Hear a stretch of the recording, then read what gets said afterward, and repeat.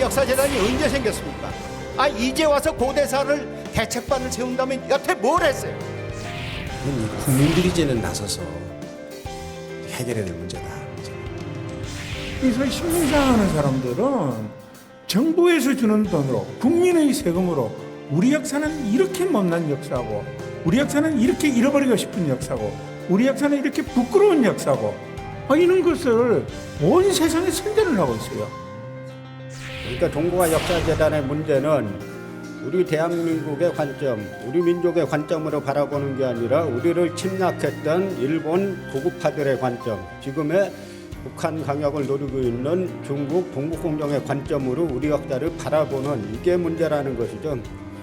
여러 가지 얘기를 안 했습니다. 아까 얘기한 동북아 역사재단이나 이런 것도 그대로 그런 친일 무용기관의 연장에 있다. 이렇게 보겠습니다. 우리는 위에 있는 역사, 옆에 나라들, 이웃 나라들은 없는 역사도 만들어가지고 자기 역사로 만들어가는데 우리는 있는 역사조차도 부끄러워하고 이 역사를 대해서 외면을 하고 있다는 것입니다. 동북공정, 조선총독부, 식민사학 이것은 세계가 이코르라는 뜻입니다.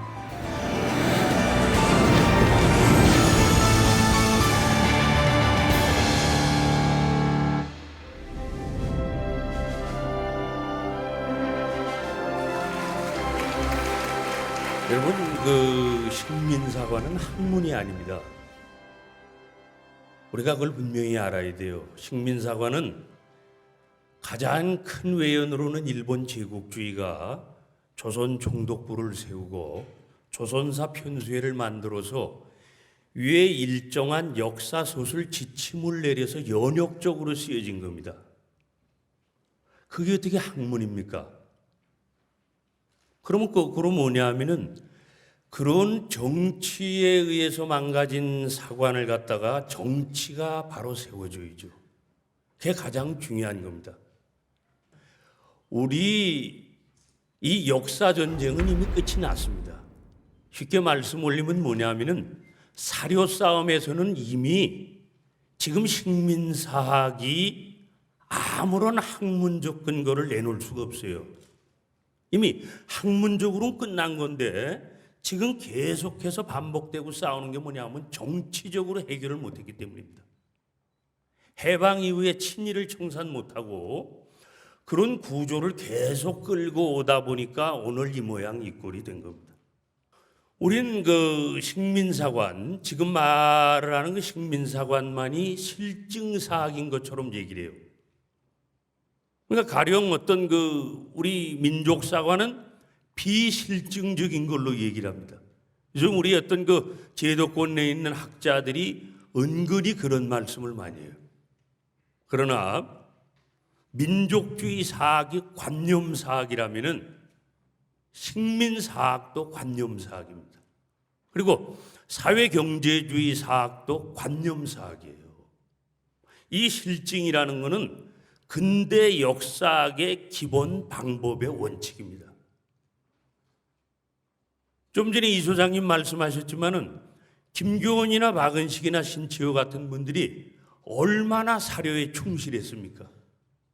그 사람들은 식민주의 사학자들이 자기네들이 정치적 목적에 의해서 가공해 놓은 2차 사료로서 접근을 했다면은 우리 민족사학을 개척했던 김교원, 박은식, 신치호 그분들은 원석 1차 사료로 가공을 한 사람들입니다.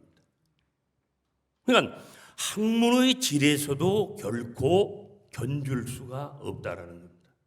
그걸 우선 전제로 우리가 하고 넘어가야 되는 겁니다. 그래서 저는 이제 쭉 읽어주시고 마지막 이 총체적 구조 관계를 한번 제가 세 가지로 한번 해서 보겠습니다. 먼저 사상적 측면에서 보면은 우리 역사 인식의 틀이 어떠냐? 역사 인식의 틀을 보면 여러분 그 민족주의 사관이라는 것은 어떤 걸로 이어왔냐면은 국수보성으로 전통 사회를 이끌어왔습니다.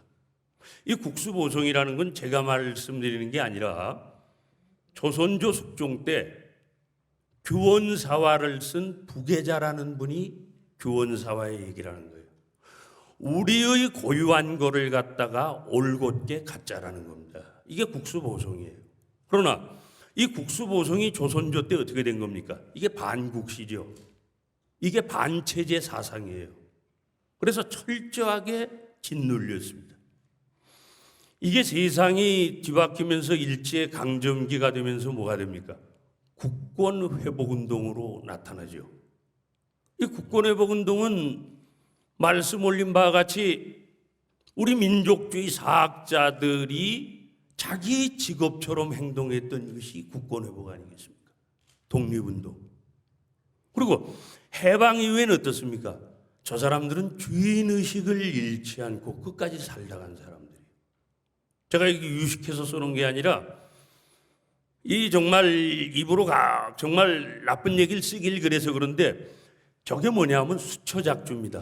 한자성어. 수초작주가 뭡니까? 진정한 주인은 처지가 어떻게 바뀌더라도 주인의식을 안 버리는 거예요. 그게 우리 독립운동을 해온 우리 민족주의 역사가들의 삶입니다. 그렇죠. 자기 집에 불난 거 보고 도망가는 주인이 어디 있겠습니까? 우리가 그걸 생각해 보면 되죠. 만약에 이분들이 이런 자주적 가치관을 수립을 통해서 해방 이후에 세상이 바뀌었다면 우리 사관은 선순환 구조로 바뀌었을 거예요. 우리의 모습을 우리 스스로 볼 수 있는 그런 주인 사관으로 바뀌었을 텐데 그렇지를 못했습니다. 아래 식민주의 사관을 보게 되면 전통사회 조선조를 보면 어떻게 됐습니까? 중화사대가 조선조 국시 아닙니까? 이 중화사대를 안 하면은 행세를 못했잖아요. 이것이 세상 뒤바뀌면서 뭐가 됩니까? 친일 구조 속에서 황국 신민 친일 사학이 되죠. 우리가 이 관료의 구조를 보면은요, 일제강점기에 조선 총독부를 위시한 일제의 관리로 임용된 걸 보면은 반 이상이 뭐냐 하면은 우리 전통사회 조선조 때 벼슬을 한 사람들이 그대로 들어가는 겁니다. 그러니까 주인의식을 못 갖고 살던 사람들이 또 다른 주인이 오자 그대로 봉사한 거예요. 이것이 해방 이후에는 어떻게 바뀌었는지는 모르겠습니다. 그건 여러분들이 더 잘 알겠습니다. 그래서 제가 한자성어로 이걸 갖다가 각의야치라고 표현을 해봤습니다. 각의야치라는 건 뭐냐면 자기 집에 있는 닭은 미워하면서 밖에 있는 꿩을 좋다고 사랑하는 겁니다. 이게 노예의 삶이에요. 노예는 자기 눈으로 자기를 못 보는 겁니다. 이게 어떤 우리 역사 구조에서 가장 비참한 일인데 이런 비자주적 가치관 미청산이 사관의 악순환을 계속 불러오는 겁니다. 아까 말씀 올렸죠. 일제강점기 때 일본 놈들이 식민주의 사학을 뭐를 그대로 끌어다 한 겁니까? 중화주의 사관을 그대로 끌어다 한 거예요. 그리고 지금 해방 이후 80년대부터 일어나는 동북공정이 뭘 가지고 하는 겁니까? 일제 식민주의 사관을 그대로 갖다 또 돌리는 겁니다. 그러니까 우리가 이걸 정리하지 못하면은 사관의 악순환이 수없이 일어난다는 겁니다. 그리고 두 번째 보게 되면 구조적, 즉 역사 연구의 장을 한번 보도록 하겠습니다. 역사 연구의 장을 보게 되면은 황국사관, 아시는 바와 같이 황국사관이라는 것은 그 철저하게 일본 어떤 그 식민지 구조 속에서 나타나는 거 아니겠습니까? 그런데 이들이 내세운 게 뭐냐면 학문적 명분이에요. 학문적 명분. 그런데 제가 분명히 말씀 올렸듯이 이 사람들은 학문을 한 게 아니라 정치를 한 겁니다. 그리고 그 정치를 하면서 속인 학문적 도구가 실증주의 사학이에요. 그러나 실증주의 사학이라는 건 결코 일제강점기 그 일제 관학만이 갖고 있었던 건 아닙니다. 오히려 우리 민족주의 역사학이 더 1차 사료로서 충실했다. 오히려 이 사람들은 실증주의라는 어떤 가면을 쓰고 정치적 목적에 의해서 만들어진 조선사 37권 그 자료집, 그리고 자료집이면서 부분에 뭡니까? 자기네 친일적인 요소를 역사 해석으로 견해를 달았죠. 그러니까 전체는 편사체를 취하면서 부분 강목체를 취한 게 조선사 37권입니다. 그래서 일제강점기 일제관학으로서 그 일제강점기 부용학문기관이 어떤 겁니까? 아시는 바와 같이 조선사 편수회가 만들어지기 전에는 우리 어떤 고적조사나 사료편찬을 중추원이 담당했습니다. 일본이 그 친일 집단으로 만들어놓은 중추원, 그게 조선사 편수회로 넘어오고 또 경성제국대학이 만들어지고 또 청구학회, 이런 어떤 그 역사연구단체를 만들어서 우리 역사를 갖다가 자기네 통치 논리에 맞게 가공을 한 겁니다. 해방 후 그대로 이어오는 거죠. 여기서는 여러 가지 얘기를 안 하겠습니다. 아까 얘기한 동북아 역사재단이나 이런 것도 그대로 그런 친일 부용기관의 연장에 있다, 이렇게 보겠습니다. 다음 이제 민족사관을 보게 되면은 아시는 바와 같이 민족사관은 뭡니까? 저항사관 아닙니까? 저항사관. 이건 저항사관이라는 건 뭐냐면 당시로 보게 되면 우리 550년의 역사를 갖다 깡그리 노예로 만들었던 중화사관에 대해서 도전을 하는 겁니다. 그리고 당 시대적으로는 뭡니까? 우리를 강점한 일본 제국주의 황국사관의 정면으로 도전을 하는 거예요. 이게 우리의 민족사관의 본질입니다. 그러나 이것이 지금 어떤 그때도 마찬가지죠. 비주류 사학으로서 늘 쫓겨다니고, 지금도 오히려 그냥 저 마이너 그룹에서 지금 이렇게 고생을 하고 있는 건데, 사실 이게 정통사학입니다. 그리고 민족사학을 보게 되면은 일제관학이 저런 일제강점기 때 아까 말씀드린 것처럼 우리 그 민족사학은 어땠습니까? 일제강점기 때 학문기관이 뭐겠습니까? 우리한테는 없었지 않습니까? 우리 학문기관이라고 구태여 얘기한다면은 독립운동 집단, 가령 얘기를 한다면은 북로군정서, 서로군정서, 신민회, 이런 독립운동 집단에서 역사책을 찍어서 교육을 한 겁니다. 그리고 독립운동의 현장이 바로 역사 연구의 장이 됐던 겁니다. 그리고 해방 후 주요 학문기관이 뭐 있겠습니까? 모든 거 다 무너져 버렸죠. 뭐가 있겠습니까, 우리가? 그리고 마지막으로 인맥적인 구조를 한번 보면, 역사 소설의 주체를 한번 놓고 보면은, 그 민족사학 계열을 한번 여러분 보시면은, 민족사학 계열은 어떻습니까?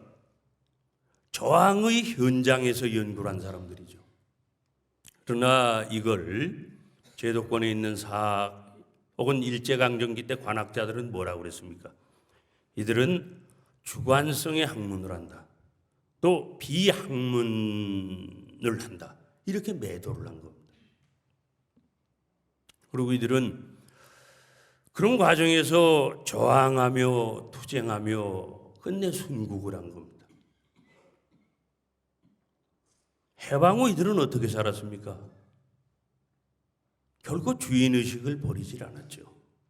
그러다 보니까 대부분이 권력 집단에서 소외가 됩니다. 나중에 비제도권, 비주류 학자로서 몰락을 한다. 그러니까 이건 그 비전문가라는 소리 듣고, 제야라는 소리를 듣고, 비학문성이라는 소리를 듣고 국수주의자라고 매도가 되는 겁니다. 여러분, 어떻게 나를 나라고 하고 너를 너라고 하는 게 국수주의자입니까? 우리가 지금 그렇게 됐어요. 나를 나라고 용기 있게 얘기를 못하는 사회가 돼버린 겁니다. 이게 바로 노예의 나라기 때문에 그런 겁니다. 그리고 우리가 마지막으로 한번 보면은 이 식민사학 계열, 이들은 어디에서 연구를 한 겁니까? 총독부 주변에서 어정거리면서 연구한 사람들 아닙니까? 노예의 안경을 쓰고 연구한 사람들 아닙니까? 일제 총독부가 조선사 편수회라는 걸 통해서 만들어준 식민의 안경을 쓰고 우리 역사를 유린한 겁니다. 이들은 철저하게 현실을 외면하죠. 저는 이런 얘기를 드리고 싶습니다. 얘가 진단학회 얘기를 안 했는데 우리 교과서에도 진단학회가 이병도가 이끈 진단학회를 갖다 민족단체처럼 이렇게 얘기를 해요. 아니 진단학회가 어떻게 민족단체입니까? 현실을 철저하게 외면하면서 민족이 우리 국가가 질곡에 빠졌을 때 그 상황을 교묘하게 비껴가면서 양다리를 걸친 집단이 그런 집단인데 그런 집단이 어떻게 민족 연구 집단입니까? 그래서 이들은 어떻게 사느냐? 변절하며 살죠. 야합하며 삽니다. 매국하며 살면서 지금까지 해방 후에는 어떻게 됩니까? 노예 근성으로 아주 정말 카멜레온처럼 변화하지 않습니까? 그래서 이들은 권력 집단에 아주 손쉽게 또 붙습니다. 제도권, 주류 사학자가 되죠. 그러니까 지금 영국이 노예가 주인 노릇하는 판이 된 겁니다. 저는 다시 결론적으로 말씀 올리면은 우리 식민사학은 학문 문제가 아닙니다. 이제 학문으로는 끝이 났어요. 정리가 됐습니다. 역사는 사료전쟁 아니겠습니까? 그리고 역사는 철저하게 귀납적 방법에 의해서 연구가 돼야 돼요. 사료를 토대로 해서 결론을 얻어내는 거 아닙니까? 그러나 식민사관은 철저하게 정치적, 연역적인 방법으로 시작했다는 걸 우리는 알아야 됩니다. 조선 총독부에서 정해준 역사서술 지침에 의해서 거기에 꿰맞춰간 게 식민사관이다라는 걸 우리가 생각을 하면은 우리가 이 학문 문제에 앞서서 정치적으로 정리를 해야 된다라는 문제를 제가 말씀을 올리면서 끝내겠습니다. 감사합니다.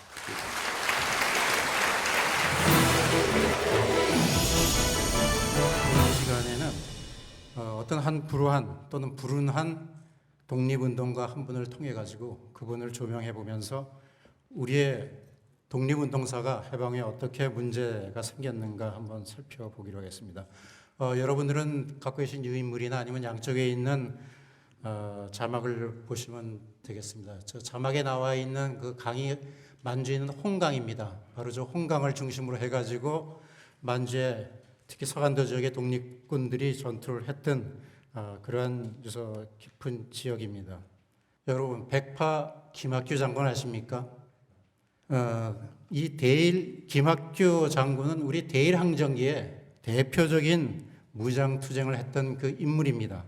그런데 우리가 우리의 내리 속에 이미 잊혀진 인물이 되어버렸죠. 우리의 기억 속에, 우리의 역사 속에서 잊혀진 인물이 됐습니다.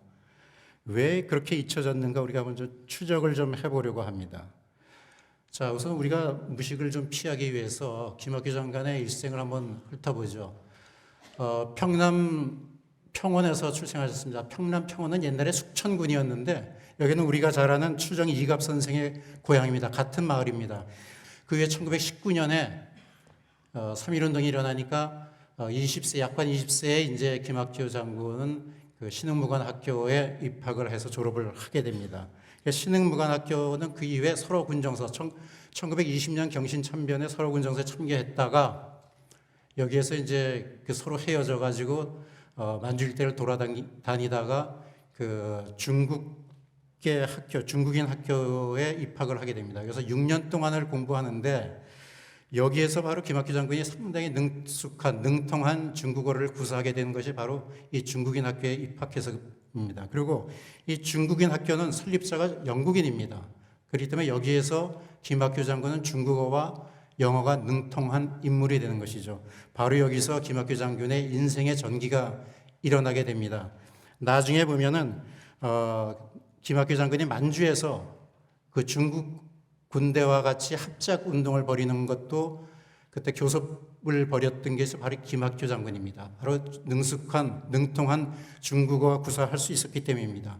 나중에 관내에 가서 광복군을 창설하고 OSS 작전을 할 때도 마찬가지입니다. 이때도 능숙한 영어를 구사했기 때문에 미군의 장교들과 통역 없이 이야기를 하면서 그 작전을 수행할 수 있었던 이러한 것이죠. 그 이후에 이제 김학규 장군은 우리가 잘 아는 대로 그 양세봉 사령관이 이끄는 조선혁명군, 이거는 조선혁명당의 당군이었죠. 그 이후에 1931년 만주사변이 일어나니까 만주가 표변합니다. 그래서 만주에서 그 한중연합 항일전을 전개하게 됩니다. 거기에서 이제 동국민중자위군을 결성하게 되는데, 이것이 아까 말씀드린 대로 김학규 장군이 바로 능숙한 중국어를 통해 가지고 이 사람들 규합해서 한중연합 항일전을 전개하는 것이죠. 그러다 결국은 이때 이제 본격적으로 만주군이 생기면서 만주로 다시 돌아오지 못하고 그 만주에 있었던 조선혁명군은 와해가 됩니다. 그때 당시에 고이혀라든지 김할석 이런 분들이 이끌었던 조선혁명군이 와해가 되면서 더 이상 만주로 귀환하지 못하고 남경 일대에서 민족혁명당, 조선혁명당, 계속해서 한국독립당 이런 정당 활동을 수행하게 됩니다. 그러다가 1940년 우리가 잘 아는 대로 중경에서 한국광복군이 결성이 됩니다. 그래서 한국광복군 총사령부의 참모, 그 위에 한국광복군 제3지대 지대장을 맡게 됩니다. 광복군 3개 지대 중에 제1지대가 김원봉 장군이고 제2지대가 이범석 장군이고 제3지대가 바로 김학규 장군이 맡았습니다. 그런데 여기서 지도에서 이제 살펴보는 대로 제1지대는 중경 임시정부와 같이 있었고 제2지대는 서안에 있었습니다. 반면에 제3지대는 안위성 부양이라는 데 있었는데 이것은 바로 적지 한복판에 있는 것입니다. 그래서 김학규 장군은 창설요원 8명을 데리고 부양으로 갑니다. 그래서 그 8명을 중심으로 해서 여기 보이는 대로 이제 그 추모 활동, 병사를 모집하는 추모 활동, 그 다음에 교육과 훈련, 선전 활동 이런 걸 통해 가지고 180명의 광복군을 제3지대를 결성하게 되는 것이죠. 이게 말이 그렇지 적지에 들어가서 적지 한복판에서 우리 한인 사병들을 모아가지고 광복군을 결성한다는 것은 보통 인내와 보통 담력과 보통 용기가 없으면은 이루기 어려운 일입니다. 이것을 김학규 장군께서 이제 수행해서 아까 얘기한 대로 미 사령부하고 전략 첩보인 OSS 훈련을 하게 됩니다. 그래서 국내 진공 작전을 지휘하는 훈련을 하다가 그것이 국내로 투입되기 전에 우리가 잘 아는 대로 해방을 맞이하게 되면서 무위로 그치게 됩니다. 그래서 결국은 김학규 장군은 그 이후에 즉시 해방 후에 사실은 국내로 들어오려고 했는데 그 만주에서의 또 이전에 있었던 그 생활 때문에 만주로 이제 파견이 됩니다. 임시정부에서 만주로 파견을 해가지고 만주에 한국독립당이라든지 임시정부 주하 판사처를 조직하는데 김학규 장군이 몫을 하게 되고 그 외에도 한교 청년, 만주에 있었던 한교 청년, 한인 청년 1000명을 모집해서 장현민주자위군이라는 걸 창설하게 됩니다. 그러다 결국은 모택동 군에 밀려가지고 그것을 이루지 못하고 완성을 못하고 그 이후에 한인 교포들, 그 다음에 이런 청년들을 전부 모아서 천진으로 비행기를 띄우고, 그 다음에 거기서 천진에서 한국으로 배를 띄워가지고 그 우리 만주에 있었던 한인 동포들, 그 다음에 많은 청년들을 갖다가 귀환시키는데 큰 역할을 하게 됩니다. 그렇게 되니까 정작 본인께서는 1948년 4월 되어서야 귀국을 하게 되는 거죠. 이때는 이제 바로 그 남북 그 협상이 한참 이루어질 때입니다. 이때 들어와 가지고 백범 김구 선생 밑에서 한국독립당 조직부장, 그다음에 건국실천 양성소 부소장을 하면서 김구 선생을 돕습니다. 이때 김구 선생 옆에 도우면서 김학규 선생이 한 얘기했습니다. 좋은 시절에는 다 많은 사람들이 모이더만 김구 선생이 어려워지니까 많은 사람들이 김구 곁을 떠날 때 끝까지 김학규 장군은 김구 선생 곁을 지켰던 인물 중에 한 사람입니다. 그러다가 김학규 선생의 일생일 때 가장 불우한 그런 시대가 오죠. 1949년 그의 나이 50세 때입니다. 6월 26일 우리가 잘 아는 대로 백범 김구 선생이 안두희에게 피살당하는 그런 사건이 일어납니다. 자, 이렇게 사건이 일어나자 김학규 장군이 여기서 체포가 됩니다. 그 체포의 제목이 뭐냐? 대한민국을 파괴하려고 했다는 이적행위, 그 다음에 공산당의 불순 세력과 연결되었다는 그런 것을 가지고 오히려 거꾸로 투옥이 됩니다. 풀려난 이후에 사실은 정부 당국에서 발표한 대로라면 북으로 갔어야 되는데 북으로 가지 않고 수원에 가서 은거해서 지내게 되는 것이죠. 자, 이렇게 은거해서 지내다가 1956년 되면 다시 서울지방경찰청에 연행돼 갑니다. 그래서 40일간 심사를 받게 되는데요. 물론 그 전에 1949년에 투옥이 되기 직전에도 엄청난 고문을 하게 돼서 평생 김학규 장군은 10년간 마음과 육신의 병을 얻게 됩니다. 그래서 결국은 나중에는 심사 후에 귀가가 결정된 이후에도 요시차림물, 그 다음에 그 자녀들은 그 연좌제에 걸려가지고 꼼짝 못하는 그런 상황이 되죠. 그래서 우리가 최고의 독립운동가, 이런 분이 반공주의자였으며 최고의 독립운동가였던 이 분이 이런 비운의 장군으로서 우리의 역사에서, 우리의 내리에서 사라져 가게 되었다는 것입니다. 바로 이런 김학규 장군의 그 스토리 같이 해방 후에 우리의 역사도 똑같이, 특히나 해방 후의 독립운동사도 이와 같이 우리의 기억 속에 잊혀져 갔다는 얘기입니다. 자, 우리가 해방 후에 우리 역사를 한번 되돌아봅시다. 아까 많은 분들이 우리 역사에 대해서 얘기했는데, 해방 후에 우리 역사를 만든 사람들을 우리가 한번 되돌아볼 필요가 있습니다.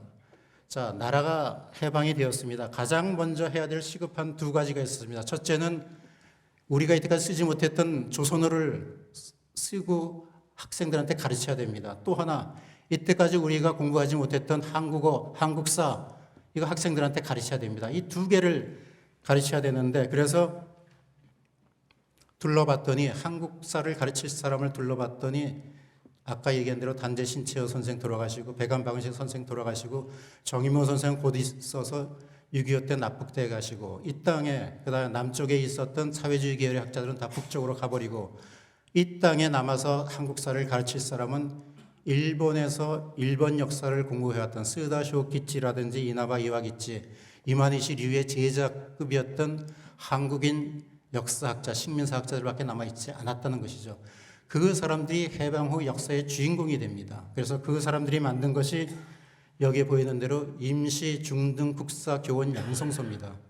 왜냐하면 학생들을 가르치기 위해서 먼저 선생들을 교육을 해야 되겠죠. 그래서 각 학교의 사회과 선생들을 차출해가지고 그 사람들에게 우리 역사를 가르칩니다. 이 역사가 어떤 역사겠습니까? 우리의 민족 역사가 아닌 바로 일제 식민사학, 스다 쇼키치나 이마니시 류가 만들어냈던 그러한 역사를 이 선생들한테 가르치면 그 선생들은 학교에 가서 다시 똑같이 학생들한테 그러한 역사를 가르치게 되는 것이죠. 재미있는 현상은 중등학교에서, 중고등학교에서 역사를 가진 선생님들이 해방 후에 대학교가 설립되니까 그 대학교 사학과 교수로 전부 다 가게 됩니다. 그러니까 우리나라의 온 대학교 사학과 교수들은 이런 사람이 중심이 되어서 역사를 가르치게 됩니다. 그러다 보니까 해방 후에 주류 사학계는 학문의 독점화, 권력화 이런 걸 통해 가지고 막강한 한국사 카르텔을 형성하게 되는 것이죠. 그래서 이것이 하루아침에 이렇게 이루어진 것이 아닙니다. 그래서 국권 회복 후에 우리가 제일 먼저 해야 될 것이 이제 뭔가 한번 살펴봅시다. 두 가지입니다. 하나는 독립운동가에 대한 포상과 친일 청산이죠. 또 하나는 그동안 우리가 무슨 일을 했는지 역사의 기록에 남겨야 됩니다. 즉 독립운동사를 편찬을 해야 되는 것이죠. 이것이 당면한 국권이 회복됐을 때 가장 먼저 해야 될 것인데 그렇지 못했다는 것입니다. 거꾸로 해방 후에 아까 친일 세력들에 의해서 해방 후에 독립운동사가 금기시 되었습니다. 무슨 얘기를 했냐 하면 이분들이 식민사학자들이 뭐라고 했냐면 역사는 30년이 지나야 기술이 가능하고 연구가 가능하다. 그러면 생전 현대사라는 것은 있을 수가 없는 것이죠. 그러면서 독립운동사를 공부 못하겠습니다. 1세대 독립운동을 연구했던 1세대 학자들의 고백에 의하면 선생들이 압박이 심했다. 또는 논문에 허용 안 하고 심지어 논문을 가지고 왔더니 창밖으로 집어던지면서 이것이 무슨 논문이냐 하는 정도의 수모를 받았다고 하는 것이 당시의 상황이었습니다. 그래서 해방 후에 금기시되었던 독립운동사가 겨우 1980년대 되어서야 학계에서 비로소 연구가 되기 시작했습니다. 그래서 1980년대 독립운동사를 연구하려다 보니까 이미 독립운동가의 지도자급 인물들은 이미 다 세상을 떠났습니다. 대체적으로 보면은 1960년대 대체적으로 지도자급 인물들은 대체로 돌아가시게 되는데 그러다 보니까는 남긴 기록도 없고 참고할 자료가 없는 것이죠. 그래서 현재 우리나라의 독립운동사 복원은 불행하게도 일제 재판 기록과 정보 자료 이런 걸 가지고 거꾸로 우리나라의 독립운동사를 복원을 하고 있는 어처구니 없는 이런 사태가 되고 있다는 것입니다. 그나마 명맥으로 남아있다는 독립운동사, 특히 당시의 독립운동가들이 집필한 독립운동사가 몇 권 남아있습니다. 바로 박은식 선생이 쓴 한국통사와 그 다음에 한국독립지혈사, 그 다음에 희산 김승학이 썼던 한국독립사라는 책입니다. 여기서 두 사람 박은식과 김승학은 원래는 상당히 연관이 있는 분입니다. 그냥 이렇게 서로 책을 나눠서 쓴 것이 아니고 박은식 선생과 희산 김승학은 그때 당시에 태천의 박문호라는 유명한 학자, 대학자의 제자와 제전제자입니다. 즉 박은식 선생과 김승학 선생은 사제지관이 되는 것이죠. 스승과 제자의 관계입니다. 그래서 김승학 선생이 상해에서 독립신문 사장을 할 때 박은식 선생을 모셔다가 주필로서 집필을 할 수 있게끔 이제 도와드린 그런 상황입니다. 그래서 책을 쓰는데 한국 통사라는 것이 무엇입니까? 지금 계속해서 이 고조선부터 이런 통사라는 의미가 아니고 통곡하는 역사라는 얘기입니다. 바로 나라를 잃은 눈물과 통곡의 역사를 통사를 썼습니다. 그 다음에 나라를 찾으려는 독립은 전쟁사를 쓴 것이죠. 그래서 나라를 찾으려는 피해 기록 이것을 써놓고 그 위에 두 사람이 얘기하기를 언젠가는 나라를 찾은 웃음의 역사를 쓰자 한 것이 결국은 1965년 되어서야 이 땅에서 독립운동가가 집필한 독립운동사가 처음으로 나오게 된 것입니다. 그러니까 해방된 이후에 20년 만에야 겨우 빛을 볼 수가 있게 되었다는 것이죠. 자, 그래서 여기에서 우리가 이제 최종적으로 마지막 결론을 보면은 나라는 찾았으나 역사는 찾지 못한 민족이로 우리는 아직까지 남아 있는 것입니다. 그리고 아까 앞에서 여러분들이 말씀하신 대로 우리는 아직까지도 자학의 역사를 가지고 있습니다. 자, 그런 얘기를 합니다. 러시아 학자가 한국은 이상한 나라다. 왜 있는 역사도 없다고 하느냐? 참으로 모를 나라다. 이렇게 얘기를 하고 있습니다. 우리는 우리의 있는 역사, 옆의 나라들, 이웃 나라들은 없는 역사도 만들어가지고 자기의 역사로 만들어가는데 우리는 있는 역사조차도 부끄러워하고 이 역사를 대해서 외면을 하고 있다는 것입니다. 그래서 자학의 역사에서 자존의 역사로 우리가 생각을 해야 될 것이고 앞으로 식민사관의 얼룩진 한국사를 바로 세우는 것이 아까 얘기한 대로 한 독립운동가가 역사에서 사라진 것 같이 독립운동사를 외면하고 역사 왜곡을 하면은 안 된다는 것을 우리가 다시 한번 깨달아야 되겠습니다. 감사합니다.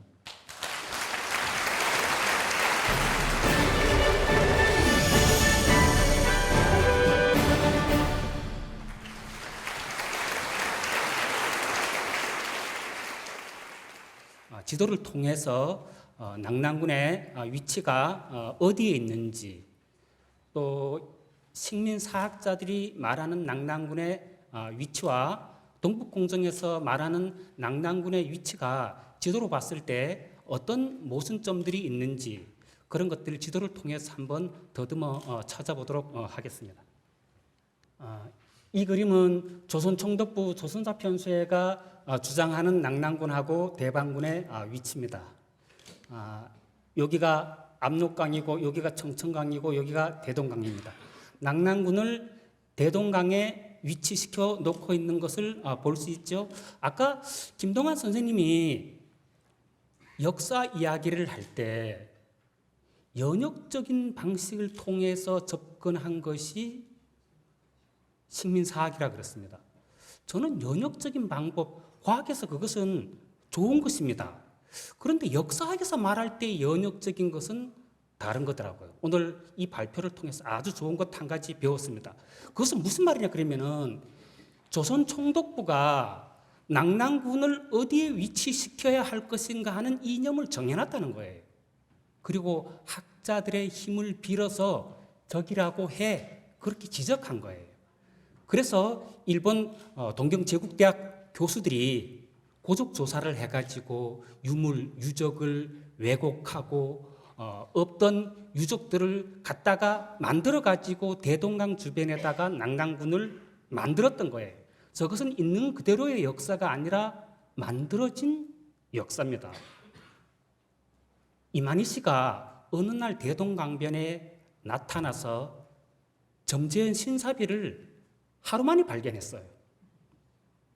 그리고 그것을 통해서 대동강변이 낙랑군이라고 비정을 했습니다.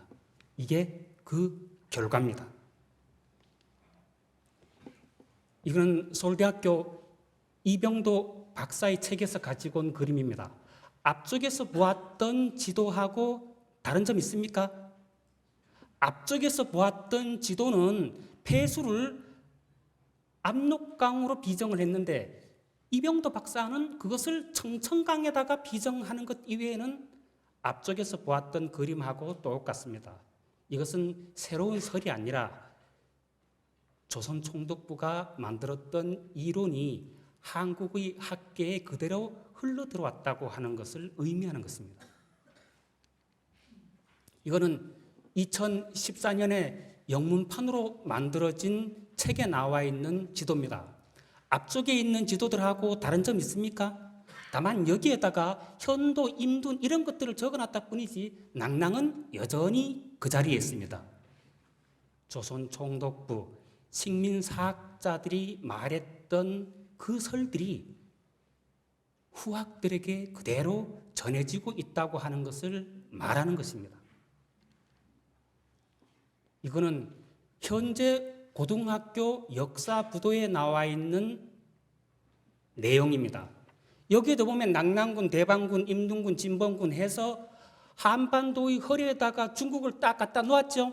이거 누가 만들었습니까? 학자들이 만들었어요. 어떤 학자들이? 식민사학자들이. 교과서는 학문의 부산물입니다. 그래서 학문하는 사람들이 식민사학을 가지고 있는 한 절대로 교과서에서 이 문제 없어지지 않습니다. 학계에서 식민사학이 없어지면은 교과서에서는 이 문제 없애라고 하지 않아도 저절로 없어집니다. 근데 아직도 여전히 교과서에 저렇게 실려 있잖아요. 이거 학생들이 배우고 싶지를 않아도 학교에 가면은 배워야만 합니다. 지금 식민사학 하는 사람들도 학교 다닐 때 나는 대학에 가서 식민사학 하지 말아야지 그렇게 생각해서 대학에 갔어요. 그런데 아무런 지식이 없을 때 식민사학의 지식을 가진 사람이 식민사학을 불러 넣으면 그 식민사학은 그 학생 마음으로 들어가는 거예요. 교과서란 그런 것입니다. 여러분 자녀들도 우리 아이는 식민사학 받지 못하도록 해야지 그렇게 해서 학교를 보냅니다. 그런다고 해서 식민사학자들이 가르치는 식민사학이 여러분들 자녀의 머릿속으로 안 들어갈 것 같아요. 천만의 말씀입니다. 그것도 저절로 흘러서 들어갑니다. 그래서 이런 문제가 없어지기 위해서는 학계에서 식민사학 그거 없어져야 된다는 것입니다. 이거는 위나라 때 중국 지도인데 여기가 지금 압록강이고 여기가 청천강이고 여기가 대동강이에요. 대동강에다가 낙랑군을 딱 위치 비정해놨죠. 조선 총독부 식민사학자들이 말하는 내용하고 똑같죠. 이거 한국과 일본에서 근거를 제공하니까 중국 사람들 안 그래도 조선 반도로 들어가고 싶은데 식민사학자들이 만들어 놓으니까 그대로 받은 거예요. 그러니까 동북공정, 조선 총독부, 식민사학 이것은 세 개가 이코르라는 뜻입니다. 이것은 그 내용을 조금 더 확대시킨 거예요. 자, 여기가 중국 북경 지역입니다. 위나라 때는 이 지역을 유주라고 했습니다. 그런데 낙랑군하고 대방군을 한반도에다가 이렇게 위치시켜 놓고 있습니다. 그리고 유주에서부터 낙랑군까지 거리가 얼마나 되냐 그러면 내가 여기다가 스케일바를 넣어놨는데 스케일바를 갖다가 넣어보세요. 몇 개가 들어갑니까? 한 4개는 거뜬히 들어갔죠. 그러면은 북경에서부터 한반도까지의 거리가 1200km라는 거예요. 제주도에서부터 함경북도 온성까지의 거리가 한 1000km입니다. 한반도를 덜렁 들어다가 여기다가 눕히면은 다 못 채울 정도로 아주 넓은 공간이에요. 그런데 낙랑군하고 대방군을 여기에다가 위치시키고 나니까 없던 지역이 갑자기 중국에 생겼어요. 그죠? 그러면 이 지역에다가 어떤 지명을 부여해야죠.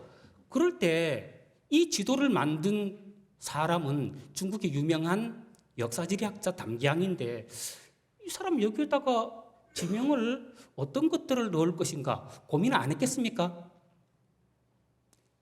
새로 만들지 못하니까 과거 유주에 있던 지명들을 고무줄 늘리듯이 쭉 당겨가지고 이쪽에다가 낙랑군하고 대방군을 갖다 놨으니까 그 사이에다가 우북평군, 요소군, 창녀군, 요동군, 현도군 이런 것들을 임의로 갖다 넣은 거예요. 이거 가짜 지명입니다. 그거 잘 인식하셔야 돼요. 예를 들면은 여기에다가 창녀군이라고 해놨지, 그렇죠? 이 창녀군 가짜예요. 지금 여기 유주에 있는 이 하북성 동단에 가면은 창녀라고 하는 지명 지금도 남아 있습니다. 거기가 오리지널 지명이에요. 여기 있는 지명들이 이거 가짜예요. 왜 가짜냐 그러면은 동북공정은 그렇게 해서 만드는 것이 동북공정이기 때문에 그렇습니다.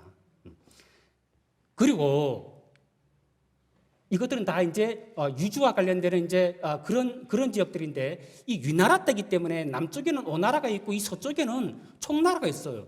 위초고 삼국이 각축을 벌이고 있던 이 시대에 유주로부터 1200km나 떨어져 있고 한반도 내에 낙랑군을 운영하고 있는데 당시 한국의 사람들은 가만히 있었습니까? 고구려 사람들은 가만히 있었습니까? 이렇게 멀리 떨어져 있는 낙랑군을 삼국이 각축을 하면서 이것을 운영할 수 있었겠습니까? 1200km나 떨어져 있어요. 한 개의 주가 1200km나 떨어져 있는 이 넓은 지역들을 제대로 관할할 수 있었겠냐 말이에요. 지도로 보면은 이것도 하나의 모순처럼 느껴집니다. 그 다음에 이 또 하나는 삼국사기 고구려 번기에 보면은 무슨 말이 있냐 그러면은 위주의 장수 광구검이 현도로부터 나와서 고구려와 싸우다가 낙랑을 거쳐서 유주로 퇴각했다 하는 글이 있습니다. 이 글을 이 공간에다가 대입시켜서 한번 보겠습니다. 자, 관구검이 유주에서부터 쭉 와가지고 현도를 거쳐가지고 현도로부터 나와가지고 고구려하고 싸우다가 다시 낙랑을 거쳐가지고 유주로 퇴각했대요. 어떻게 이렇게 와가지고 이렇게 퇴각합니까? 공간상에다가 놓고 보면은 모순점들이 보이죠? 근데 공간을 인지 못했을 때는 책으로만 보면은 그렇구나 하고 넘어가고 맙니다. 공간상에서 보면은 그런 것들이 위치 비정이 잘못되어 있다고 하는 것들이 보이는 것이죠. 그래서 송호 이익 선생은 낙랑군은 한반도에 있지 않고 요동에 있다고 말씀하셨습니다. 왜 그런지 아십니까? 그 선생은 이런 모순되는 논리를 알고 있었습니다. 그래서 이런 논리를 통해서 요동에 있었다고 말씀하셨던 거예요. 자, 이거는 만리장성에 관한 문제입니다. 자, 사계 하봉기 태강지리지 보면 무슨 말이 있냐 그러면은 낙랑군 수송현에는 갈석산이 있는데 만리장성의 기점이다 이렇게 되어 있습니다. 그러면 1번, 2번, 3번을 부합시키는 곳에 만리장성이 있는 거예요. 그렇죠? 그런데 식민사학에서는 이곳에다가 낙랑이 있다고 했어요. 그렇죠? 그럼 여기에도 만리장성이 있어야죠. 아니 여기 세 가지가 부합되는 곳이 만리장성이 있는데 여기에다가 낙랑군을 비정했으니까 여기에도 만리장성이 있어야 되잖아요. 논리적으로 보면. 그래서 식민사학자들은 이곳에 만리장성이 있다고 생각을 했어요. 그리고 자, 낙랑군 부합됐죠? 그 다음에 수송연 이것도 부합시켜야죠. 찾다가 없어가지고 낙랑군 수송연을 황해도 수안군으로 비정을 합니다. 상관관계 있습니까? 식민사학자들의 생각에는 상관관계가 있습니다. 왜냐하면 숫자가 똑같잖아요. 한 가지 맞다는 이유로 수안군을 수송현으로 비정한 거예요. 자, 또 한 가지 부합시켜야죠. 갈석산도 있어야 되는데 식민사학자들이 능력이 좋아도 갈석산을 들여다 옮기지는 못했습니다. 갈석산은 어디에 있냐 그러면은 중국 북경 동쪽 하북성 동단에 지금도 갈석산이 있습니다. 자, 그러면은 여기까지 만리장성이 올 수 있다고 하는 논리 맞습니까? 틀립니까? 틀렸어요. 이거. 그러니까 이 장성은 없는 장성입니다. 허구입니다. 그렇게 해서 만들어지는 것들이 동북공정이에요. 그러니까 동북공정은 있는 그대로의 역사를 말하는 것이 아니라 역사를 만드는 거예요. 자, 이 논리대로 하면은 재밌는 현상이 있습니다. 거꾸로 여기에는 갈석산이 있지, 그렇죠? 그럼 거꾸로 이 논리를 거꾸로 여기에서 찾아야 되는 거예요. 여기에 갈석산이 있고 갈석산이 저기 있고 여기에 만리장성이 있잖아, 그렇죠? 그럼 여기에서 낙랑군하고 수성연을 찾아야만 한다는 거예요. 맞습니까? 그거 찾으면은 낙랑과 수성은 여기에 있는 거예요. 우리 앞쪽에서 소장님도 그런 얘기 했지, 그렇죠? 여기가 아니라 여기라는 거예요. 여기. 이 북쪽에 있는 만리장성, 장성을 쌓을 때 어디에다가 쌓습니까? 자기들 국민들을 보호하기 좋은 곳, 그러면서도 최소의 노력으로 최대의 효과를 거둘 수 있는 그런 곳에다가 장성을 쌓을 거예요. 그렇죠? 아니, 또라이가 아니면 다 그런 데 쌓을 거 아닙니까? 여기 보세요. 여기 무엇을 방해하기 위해서 여기에다가 장성을 쌓습니까? 저기 흉노가 있어요? 자, 이렇게 쌓는다 그러면은 이 긴 장성은 한 개의 틈도 없습니다. 틈이 있으면은 만리를 쌓아도 그 장성이 의미가 없습니다. 그렇게 저렇게 긴 장성을 쌓고 저기 어떤 병력을 저기에다가 투입시켜 가지고 저 긴 장성을 지킬 수 있단 말입니까? 그런 것도 지도를 통해서 보면 상당히 만들어진 것이 아닌가, 그렇게 우리가 이야기해 볼 수 있겠다는 겁니다. 그 지형 어떤 곳에 쌓느냐? 가능하면은 성을 쌓기 좋은 곳, 그런 곳을 쌓겠지, 그렇죠? 능선과 능선을 연결한다든가, 그렇지 않으면은 주민들이 살고 있는 가장 가까운 산지들을 이용해서, 그런 지형들을 이용해서 성을 쌓을 거예요. 그런데 여기에는 그런 지형과 어떤 관련성 같은 것들도 내가 지도를 몇 번씩 체크를 해봐도 관련성 같은 것들이 전혀 나타나지를 않습니다. 이 만리장성 허구예요. 중국의 답사가 떠올 때는 관심이 지도에 많이 쏠립니다. 그래서 지도 많이 사가지고 오거든요.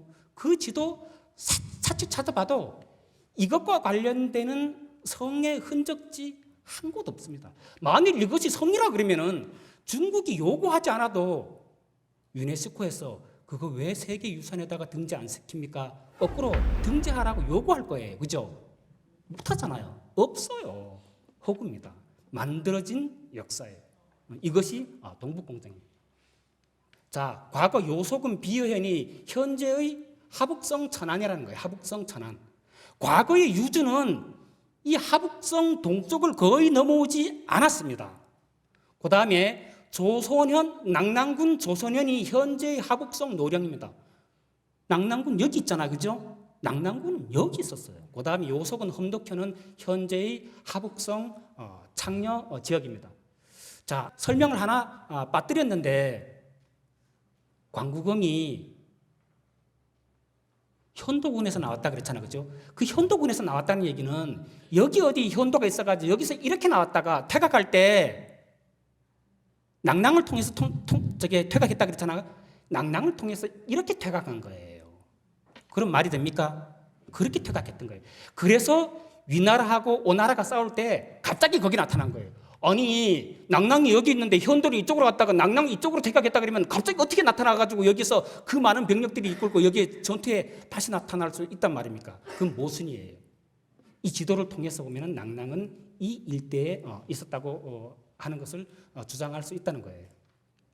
자, 여기 나나가 북쪽으로 이렇게 가 있고 여기에 보면은 평야 지역들이 이렇게 있고 동쪽으로 오면은 산지들이 바닷가까지 바짝 와 있지, 그렇죠? 그러니까 중국 사람들의 자기들의 영토의 영역은 대체로 산지가 바닷가까지 와가지고 딱 막고 있는 여기까지가 자기들의 영역이라고 생각했어요.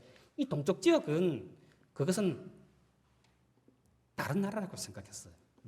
그리고 이렇게 이런 평지 지역들은 사람들이 살기에 좋은 곳이잖아요, 그렇죠? 그러니까 평지와 산지가 만나는 그런 가까운 곳에 이렇게 천안시, 노령현, 창녕, 아까 창녕현 있죠? 창녕 이런 지역들이 위치하고 있다는 거예요.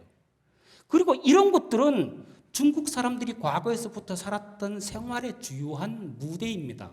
중국 사람들이 당연히 흉노를 우려한다 그러면 흉노로부터 보호하기 위해서 성을 쌓을 수도 있겠죠. 어디에 쌓겠습니까?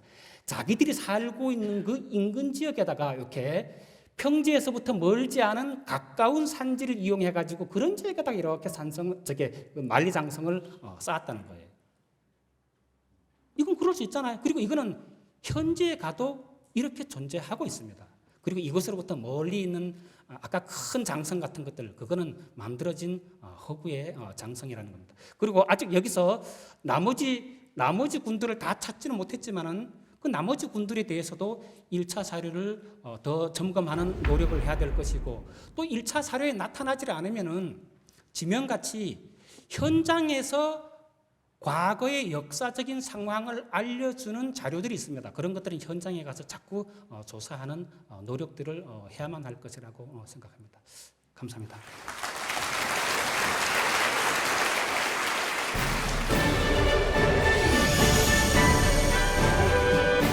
참 많이 몰랐다는 것을 알게 됐고요. 자연과학 하니까 뭐 이쪽에 관심이 없었지만 좀 더 많은 관심 가지고 정사를 많이 좀 배워야 되겠다는 걸 많이 느꼈습니다.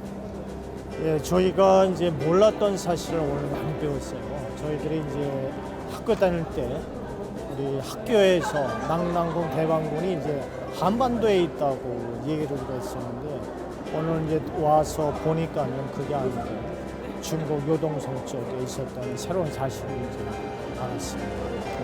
아주 상당히 충격적인 그런 내용이었습니다. 다시 느끼는 거지만 잘못된 역사 정말 바로잡아야 될 꼭 필요성이 있다고 보고 아주 좋은 일인데 늦었지만 시작을 잘한 것 같습니다. 앞으로 기대를 많이 하겠습니다.